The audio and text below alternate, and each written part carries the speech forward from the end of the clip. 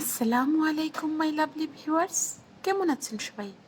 আশা করছি সবাই অনেক অনেক ভালো আছেন আর ভালো রাখছেন আপনার চারপাশের মানুষজনকে। আজ আমি আপনাদের সাথে চিকেন কারি রেসিপিটি শেয়ার করব। ভিউয়ার্স, আপনারা নিশ্চয়ই কালারটা দেখেই বুঝতে পারছেন কতটা স্বাদ হয়েছে।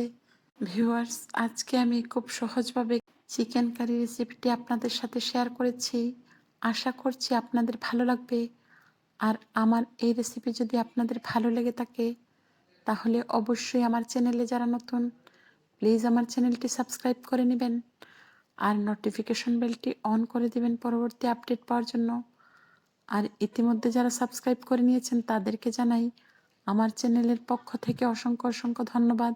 আর আমার এই রেসিপিটি যদি আপনাদের ভালো লেগে থাকে তাহলে অবশ্যই একটা লাইক দিবেন আর কমেন্ট করে জানাবেন রেসিপিটি কেমন হলো।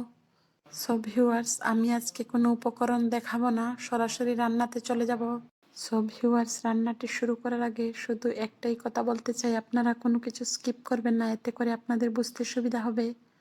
সো ভিউয়ার্স, তাহলে শুরু করা যাক। ভিউয়ার্স, আমি চুলায় প্যান বসিয়ে দিয়ে দিলাম তেল, প্রায় হাফ কাপ। এবারে তেলটা গরম হয়ে গেলে প্রথমে দিয়ে দিচ্ছি তেজপাতা, ডালচিনি, এলাচি, লং এবং গোলমরিচ। আমি সব কিছু দুই টুকরো দুই টুকরো করে নিয়েছি। সো ভিউয়ার্স, এগুলো একটু ভাজা ভাজা হয়ে গেলে এবং সুন্দর একটা স্মেল চলে আসলে দিয়ে দিচ্ছি পেঁয়াজ কুচি হাফ কাপ। এবারে পেঁয়াজটা আমি একটু ভেজে নিব যাতে পেঁয়াজের কাঁচা গন্ধটা চলে যায়। ভিউয়ার্স, এগুলো একটু ভাজা ভাজা হয়ে গেলে এবারে দিয়ে দিচ্ছি স্বাদ মতো লবণ। আমি আবারও স্প্যাচুলার সাহায্যে নেড়েচেড়ে মিশিয়ে নিচ্ছি। এবারে এগুলো একটু ভাজা ভাজা হয়ে গেলে দিয়ে দিচ্ছি একে একে রসুন পেস্ট হাফ চা চামচ, দিয়ে দিচ্ছি 1 টেবিল চামচ আদা পেস্ট। আমি আবারও স্প্যাচুলা দিয়ে নেড়েচেড়ে মিশিয়ে নিব যাতে বাটা মশলার কাঁচা কাঁচা গন্ধটা চলে যায়। আমি ভালোভাবে নেড়েচেড়ে মিশিয়ে নিব এবং ভেজে নিব 5 মিনিট ধরে চুলার আঁচ মিডিয়াম টু লোতে রেখে। এবারে আমি দিয়ে দিচ্ছি আস্ত একটু টমেটো কিউব করে কেটে নিয়েছিলাম।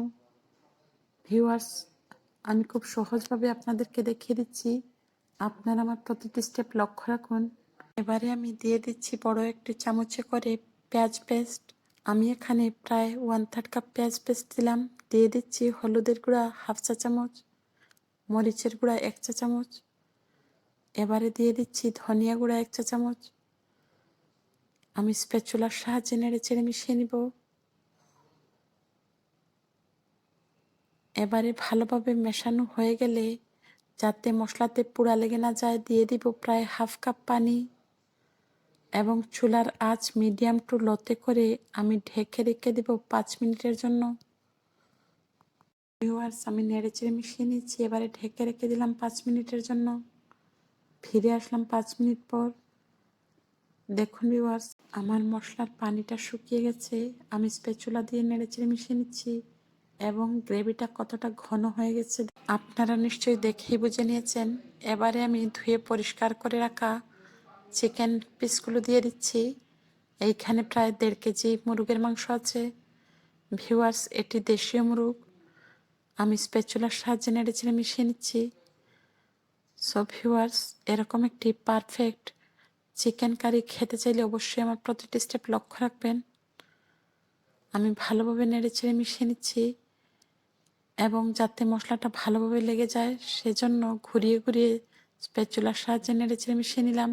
এবারে মেশানো হয়ে গেলে আমি চুলার আঁচ মিডিয়াম টু লোতে করে ঢেকে রেখে দেব 10 মিনিটের জন্য। ভিউয়ার্স, ফিরে আসলাম 10 মিনিট পর। দেখুন ভিউয়ার্স, কতটা তেল উপরে ভেসে উঠেছে এবং মাংস থেকে কতটা পানি বের হয়েছে। ভিউয়ার্স, এরকম অল্প আছে সময় নিয়ে রান্না করলে কতটা টেস্ট হবে আপনারা নিশ্চয়ই অনুমান করতে পারছেন। আমি আবারও ঢেকে রেখে দেব 5 মিনিটের জন্য চুলার আঁচ মিডিয়ামে করে। এবারে আবারও ঢাকনাটা উঠিয়ে নিলাম। ভিউয়ার্স, দেশীয় মুরগ একটু শক্ত মতোই হয় এবং সময় নিয়ে রান্না করতে হয়। আমি আবারও স্প্যাচুলার সাহায্যে নেড়েচেড়ে মিশিয়ে নিলাম। আমি আপনাদেরকে খুব কাছ থেকে দেখিয়ে দিচ্ছি। এবারে আমি দিয়ে দিচ্ছি প্রায় 2 কাপ মতো পানি। ভিউয়ার্স, আপনারা কতটা ঝোল রাখতে চাইবেন সেই অনুপাতে ঝোলটা দিয়ে দিবেন।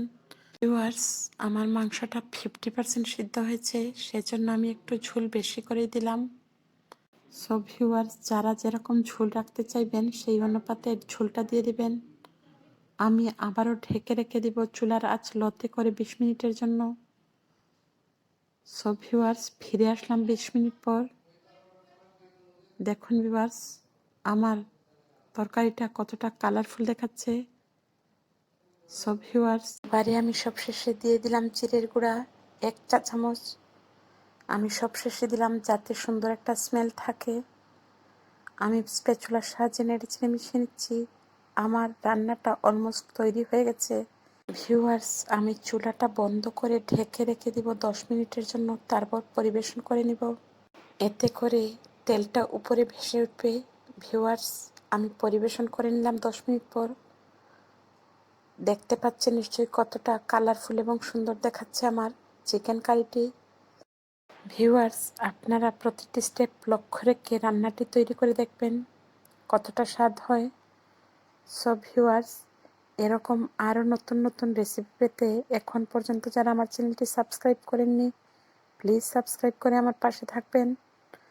আমি আবারও নতুন কোনো রেসিপি নিয়ে আপনাদের মাঝে হাজির হব। সবাই ভালো থাকবেন, সুস্থ থাকবেন, আর আমার চ্যানেলটিকে এগিয়ে নিয়ে যেতে আমার চ্যানেলের সঙ্গেই থাকবেন। দেখা হবে পরবর্তী কোনো রেসিপিতে। তো ভিউয়ার্স, বিদায় নেওয়ার আগে শুধু একটাই কথা বলতে চাই, এই মুহূর্তে আমরা করোনা ভাইরাসের ভয়ে আতঙ্কিত না হয়ে সাবধানতা অবলম্বন করব। বেশি করে পানি খাবো, বাইরে অযথা ঘোরাঘুরি করব না, এবং কালোজিরা হচ্ছে সর্বরোগের ওষুধ। মহানবী সাল্লাল্লাহু আলাইহি সাল্লাম বলেছেন, একমাত্র মৃত্যু ব্যতীত সকল রোগের ঔষধ হচ্ছে কালোজিরা। সো ভিউয়ার্স, আমরা বেশি পরিমাণে কালোজিরা খাবো, পরিষ্কার পরিচ্ছন্ন থাকবো, এবং অযথা বাইরে ঘোরাঘুরি করব না, এবং বেশি করে আল্লাহ তাআলাকে আমরা স্মরণ করব এবং আল্লাহর কাছে ফানা চাইব। একমাত্র আল্লাহই আমাদেরকে রক্ষা করতে পারেন। সো ভিউয়ার্স, আজকের মতো বিদায় নিচ্ছি। আল্লাহ হাফেজ।